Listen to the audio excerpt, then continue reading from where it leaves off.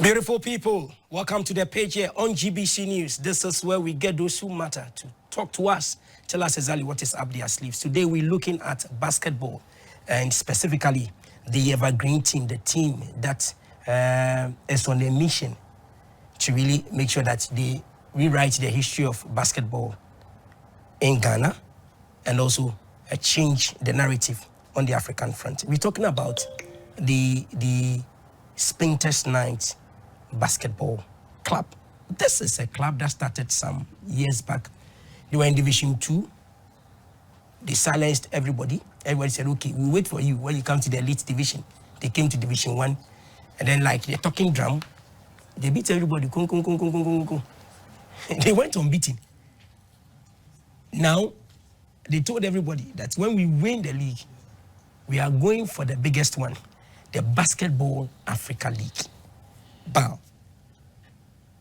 Like joke, like I'll put it that way. The team says they are ready. They are leaving. They are leaving the country. They are going there to test that field too.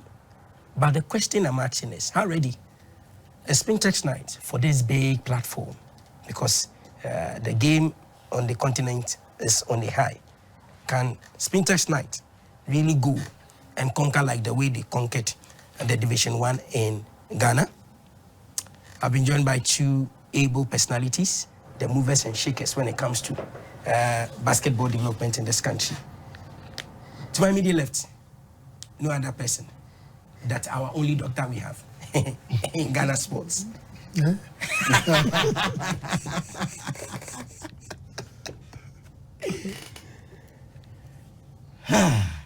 No, why did you say like that? Oh, because I feel we have to correct some other things on it, on your statement. We are for now we are just Greater Accra champions. The Ghana Basketball Association is trying to put together a champion of champion competition. When we are able to win and qualify, then we represent Ghana on the international stage. That is BAL. We are setting out to play a preseason invitational tournament tomorrow. Okay. We leave today, actually, and it starts on the 30th. So that is why I laugh, because I believe I'm not the only doctor in Ghana basketball, in sports. Yes, I feel the good old names, Dr. Banu Akun and all the rest, have done a wonderful job on the in our sports platform. So I'm just a young and upcoming lover of basketball who wants to push the game. So that is why. Well noted. Okay. Thank you very much for the correction. Thank you, sir. Next to dog is okay. I won't add any title. We have Coach Selorm Thomas in the house. Coachy. Yes, sir. Welcome. Thank you. Okay. I don't know. I'm not a prophet anyway, but what I am saying, I know it's going to happen. That you represent Ghana at the Basketball Africa League. You've said it over and over again, and I believe in the good book saying that as a man thinketh in his heart, so is he. Won't you represent us at the BAL? No, won't you represent us at the BAL? Prophetically, I believe that God is speaking to you this morning. As God is speaking to you this morning, and we are strong believers of the faith. Okay. And it is just through this faith that God also handed us this dream to set up this basketball club. We believe in the good Lord that based on our efforts, and God is a rewarder of efforts. Yeah, we'll be there. We'll be there and give a good account of ourselves. Great. So, viewers, before I bring them to the main subject we want to talk about, yes, we're looking at the bigger picture and their readiness for BAL, but there is a preseason they are about to embark on to really sharpen their readiness for it. I want to give you a flashback how they wrapped up the Greater Accra League, what we saw and how we also narrated it. And so let's go to the Prisons handball court at Cantonment and bring you a flashback. Whether the dummy check they give them, whether it is finished or what. Let's go and then bring you a flashback. Heading into game 2, Spintex Knights already had a firm grip won the championship, having won the first game 66 points to 58, and previously defeated the Braves twice in the regular season. The footprint of the technical Hunters, led by coach Selorm Thomas and spearheaded by Captain Extraordinary Elvis Pobisiam, the Knights dominated all four quarters, leaving the Braves struggling to mount a significant challenge. The quarter score reflected the Knights' dominance as 12-6 in the first quarter, 30-15 in the second quarter, 51-30 in the third, and a final score of 74-40. The outcome solidified the Knights' status as the regular season champions in their debut campaign in the Accra Basketball League Division 1, having achieved an unbeaten record throughout the entire season, spanning an impressive 22 games. Captain of Braves, Patrick Dubeche, said they lost to a better side. He promised to come back better and reclaim the title in the next season. The better team won. In fact, they really played good game. We did our best, but because they are the better team, they won. We will take it like that. But we live to fight another day. The co-founder of Spintex Knights, Dr. Opoku Antwi, expressed excitement over the victory, noting that the team's investment had paid off. We are very elated, and I'm very excited about the fact that we have been able to achieve this. It has taken a lot to get us here, and we are proud of ourselves, both team, coaches, and management. We are praying and hoping that the future will take us there. For finishing third, Ghana Air Force team received a check for 2,000 cedis. Braves received 5,000 cedis. For being the standout performer for the Spintex Knights, James Amuto was named as the most valuable player of the season. He received a tabletop refrigerator. He dedicated the award to his team. It has been a great season with Spintex Knights, actually. I actually came from Reformers to Spintex Knights, and I can see the change, like a massive change.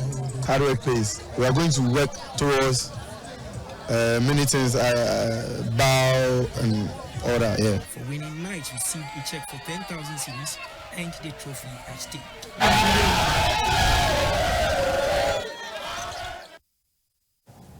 So that was a flashback. Now I'm coming back to you.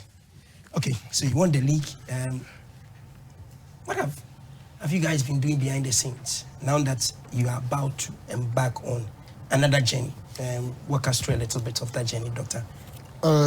Last season was very wonderful. I think in the background, nobody saw all the hard work that the players put in. We will not be here if not for Coach Thomas and the players. They put in a lot of hard work. There were times where on our training grounds, it would have rained and the floor is wet. We have to use just half court. Or we get to practice and the light is off. And these players don't want to go home. They want to play in the dark. And I'm wondering where all this motivation is coming from. Personally, I don't think I'm the motivation. I believe that as a team, we've set a target for ourselves and we all want to achieve it together. As a team, we've set a goal for ourselves and we want to change the narrative of Ghana basketball. So if you see all those hard work, blood and sweat on the jerseys of the players, it's because we've set a target and a goal for ourselves. And everybody is in it to make sure that we achieve it. Wow. Kochi. So what really is it? What really is it? Initially, when I was also doing my research, I realized that Spintex Knights wanted to be like the Real Madrid. You fish out for players, the stars, and then you join them together. So every angle, your players will always fit in any of the teams playing in the basketball. So you have the galaxy. So you close your eyes, you know that you can do a three-pointer, you can run, you can do it. So you're able to fish out for them. Is that true? I mean, our team is probably the best team in the country. Okay. And who doesn't want to play for the best team in the country? So we do a lot of scouting. We look around to see what we need as a team because we never have it all. Okay. So we look for some of the problems that we have on our team and look for who can can fill that void. So once we find someone who can fill the void, the person is willing to play for us. I mean, why not? So when the opportunity came, Division 1, we knew who the teams that were in Division 1, and some that have won it over and over again. They are the authority, people fear them. And then you came in and it was like, normal, let's go. Sometimes we look at the score and we say, and what really is happening? Coach, what really went into all this? Saying it's not the one that is really the motivational factor. But so you are with them every day. So what do you tell them? What really is it that? I remember when we started the season, one of the things we said was, we've not won Division 1 before. This is our first time. And we want to show that we belong in the big leagues. Want to show that we work hard and we are good enough. So we started traveling in 2022, went to Ivory Coast, we played against some of their best teams. We gave a good account of ourselves. And so we said, I mean, if we can play against guys that play on a very high level, why not play against our people at that same high level? So whenever we went out there, it was really for us to show that we are good enough. It's just that we lack the opportunity. And now this is a platform for us to show what we can do. So every time we come out, it's just really to showcase that we are good enough. And so that has always been what we talk about. That look, if we set our eyes and our goal is on going to the BAL, we need to play at a certain level. We need to have a certain standard. And so if we want to be there, then we have to show it. And every time we come out, that's what we want to do. Great. So now there is another journey you're about to embark on. How crucial is this journey to the dreams, materializing this dream of representing us in the BAL? You see, last year, the same preseason, we were in Nigeria, and then we made it to the finals. And we played against Accra Falcons. They were the champions of Nigeria, and they were going to play in the Basketball Africa League. So we lost by, I think, 6 points or 7 points. And it was a good motivation for us coming into the season, knowing that this is a club that is going to play in the BAL. And if we've been able to go toe-to-toe with these guys, definitely it's good for us. So for us to go back this time around, we went back again during the season, somewhere in August, September, and then we met their now champions, River Supers, in the finals. And they also beat us in the finals.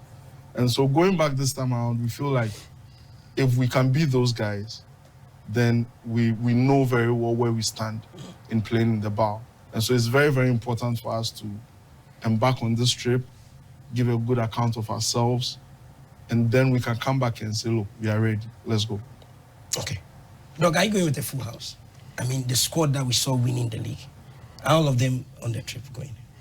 Unfortunately, not everybody, because in our team, we have students, we have workers. Just based on their schedule, some of them will not be able to make the trip.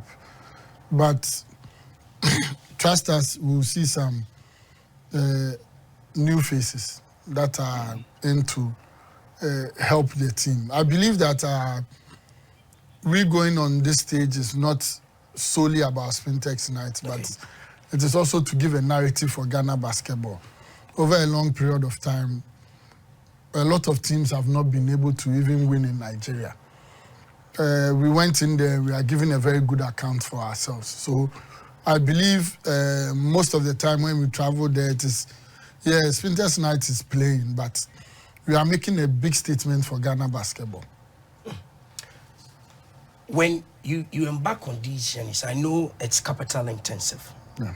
Do you have any partners? Is there a body that really is pushing you? Because this journey you're embarking on, it's like saying that you're in a family and you are the first person to break the glass ceiling. It's difficult. So you are going to open a bigger door, so you face a whole lot of challenges. Which group really is behind you that is assisting you financially to be daring enough to be doing these things? I think the number one group is my family. Then secondly is my church, Nation Center for Development. Your church? Yes. My pastor is very, we call him Brother Moses. He's very into sports. So he supports us anytime we are traveling. Then I have people within the basketball circles who when they hear that we are traveling, we'll chip in here and there. But majority of it is from my family and church. You know, doing basketball in Ghana here, I was telling somebody when we were at the 3x3 championship that I need to add philanthropist to my CV because when you do basketball in Ghana, you are a philanthropist. You are trying to make it work, and corporate Ghana has still not seen the need to invest in basketball. But I believe that what the Greater Accra Basketball League is doing, what other teams are doing, SEPS, Coastal, Tax are doing, it's high time they put money into basketball because people are actually really pushing the game up. With this African Games, do you think that the time is now ripe for everybody that is in charge of sports in this country to take a second look? Because at the end of the day, the 3x3 team gave us silver. They just lost the gold by just 2 points or 3 points. Don't you think that it's time that we start? Oh, it's past time. It's past time. It's past time. It's past time that the nation actually invests in basketball because this. You look at the structure everywhere else where basketball is on top. You see recreational leagues for 4 or 5 year olds, kids running around on a weekend playing basketball, and that's where the development starts, and that's where the interest starts. Unfortunately, in our country, you have to get to 16. I got to 16 when I was introduced to the orange ball. Wow. Yes, and most of our people, by age 12, 14, 16, are being introduced to the game. So then their growth spurt will be somewhere around 26. So they will have to reduce their age to 16. And it is sad. And it is, all these things can be curtailed if, that's why I'm saying it's past time. Okay.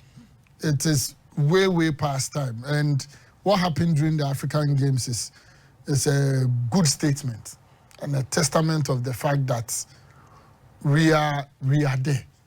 We just need help and support. Coach, you go outside and most often you play indoor. Yeah. You play the Accra League, it's outdoor. I've been on the court on a number of occasions that tensions are high and then it rains. Then either you go back. On 2 occasions, I saw some teams who had moved all the way from their locations. They come to the venues and it is raining. Then they have to go back again. They won't play their games. With the Botiman facility, blah, blah, blah, is it the time that we should see you guys start playing your league indoors, at least to get that feeling so the rest of the teams can really display what they really do? Definitely. I mean, we have to play indoor, and with having the Botiman facility, I mean, I was there, I saw the facility, and it's time that they allow us to start playing our league indoor, because once we start playing in there, we start adjusting to how it is played indoor, and it does not become an excuse for us to go out and not perform. Yeah. So now that the Minister for Youth and Sports, he's a friend of this show, so every morning he sits and watch. That's why those who matter come here. I don't invite those who don't matter. You guys do among those who matter. And so as he watches you, I know their leadership for basketball here and there. But what is just one thing that you tell him? Because at the African Games, everybody was saying, how many medals did we get? And even yesterday, he was congratulating all the teams that really gave Ghana medal. And I mentioned basketball, the 3x3. Coach, you are closer to him. Doctor says he's always behind the scenes doing. What is it that you wish that the minister and chief director, everybody, really sees in basketball, so we can get to that level where everybody will say we are coming to Ghana for what? Not for football, not for athletics, nothing, but we are coming for basketball. I think right now it's really infrastructure and the opportunity, because even when we didn't have the infrastructure, we had teams that were ready to represent the country. But then when it gets to that point, they say there is no money. Okay. So for us, we've used the Africa Games to showcase that we are that good. So now we need them to create that opportunity where when there is a competition, they're able to support us for us to send a contingent to represent the country. Because if this is the first time we are representing in the under-23 and we come back with silver, with just camping from 20th of January all the way to the time that we played, you can imagine the kind of what we can do if he gives us a lot of support and the infrastructure becomes more. It means that we will be able to do more when distance are provided. Okay. Look, I know you've monitored our system very well, our sports system. One event that really gets the backing of everyone was the CESA Games. But for some years now, it has been in the deep freezer. It's on code. With the likes of Braves, you look at where they are coming from, other ones. Is it time that after this African Games, leadership from the various security services takes it up again and says that let's revive CESA Games, because through that, the security services will let their players come to the party. At the end of the day, we are going to get talent. Do you think that it's time for us to really do this? So the infrastructure we have, the euphoria surrounding, the goodwill now surrounding sports development in this country, we can use that as the catalyst to change something, and especially for your sport, like basketball. Personally, I believe that for every sport, the more we play, the more we get better. So with CESA Games being on the hold for a very long time, I feel it doesn't help basketball at all, because I know CESA Games, as at that time, was creating job opportunities for even the boys and the ladies too. Sorry, the gentlemen and the ladies. So CESA Games going on a hold for now is hurting basketball, because we don't get to see a lot of basketball being played.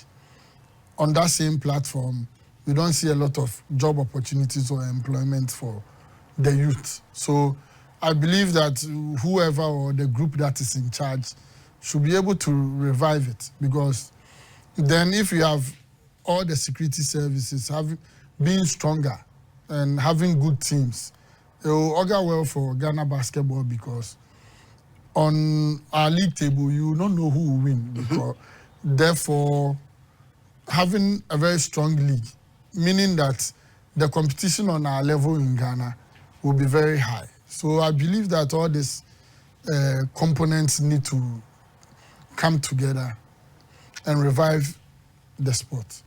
Great. On your social media handles, how easy will somebody get in touch with you guys and say, okay, I have been following you, I've heard your story today, I want to chip in little support, and the support, in which form or kind do you guys need it? Do you, something like I have a bottle of water here. Do you like those ones, or you like the cash to go and buy the bottle of water? When you talk about support for basketball, you are into it. What sort of support? Yes, philanthropist, number one. But if other people are coming on board, how would they reach you, and what sort of support do you need? I think social media handles, when you type in Spintex Knights, even on Google, it will give you all our social media handles. Support. We need it in any kind of form. Okay. But just like you go for weddings, they'll tell you money will be appreciated. So we need it in any kind of form. For any giver, and you being the receiver, you cannot tell them that we need X or Y. But if they want to have a conversation with us on an open platform, what we need, yes, we have open mouths to talk. Yes, we have friends from the various telcos that always watches us. So that's why sometimes I ask. So imagine a telco comes on board, will you accept them, or you say, okay, the telcos. Who will not accept them? So if the telcos come, you welcome them. Oh yes. The banks, you welcome them. Any and everybody. The mining firms. We will welcome everybody. Some of them really feel that you don't want to come to them, so you don't even bring proposals. Some of the mining firms. Oh, we welcome all of them. Okay. We will send proposals to them too. Okay. So everybody's welcome. Everybody's welcome. Okay. And so if you're out there and you know somebody who can really get them nice track suits, everything, just get closer to them, let them give you their specifications. As for basketball and their designs and their logos, they know where they put them so that we can do it. Coach, give us your final messages on this show. You come back again after your trip to come and tell us the success story. So what are you telling Ghanaians and the basketball fraternity? I want them to know that we are doing everything we can to showcase ourselves and make them know that we want to move from lesser funded sports to that mantra. You want to move away from it. So we are doing everything we can. If there's anything to go by, they can look at what Spintex Knights we've done. They can look at what some of our players who played on the 3x3 team have done at the African Games. And so they shouldn't lose hope. Whatever support they have, they should keep bringing it, and then we'll make them proud. Thank you very much, Doug. Thank you very much, Coach, for your time. I'm really humbled. I wish you guys all the best. Let's see what happens on this tour.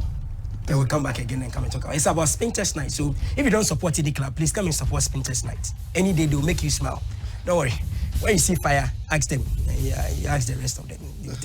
That's the page. The page will send same time tomorrow. Have a lovely day.